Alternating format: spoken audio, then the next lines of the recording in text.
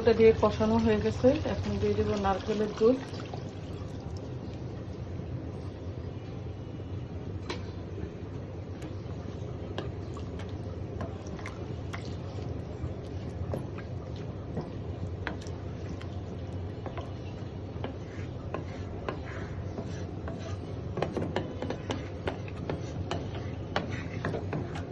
এটা দিয়ে এখন ভালো করে ফুটিয়ে নেব। আমি তেজপাতাগুলো উঠিয়ে ফেলে দেব। দেখুন কত সুন্দর কালার আসছে।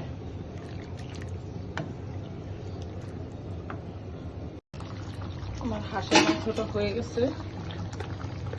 একটা কাঁচামরিচ দিয়ে দিছিলাম, একটু জিরার গুঁড়া নামানোর আগে দিয়ে, কষানোর সময় তো অবশ্যই দিছি। এখন একটু জিরার গুঁড়া দিয়ে দিলাম। গরম মশলার গুঁড়া এখন আর দিব না।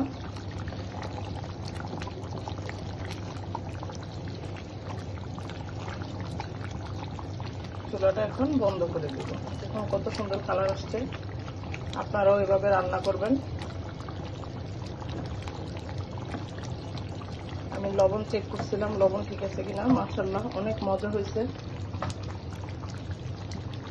চুলাটা বন্ধ করে দিই।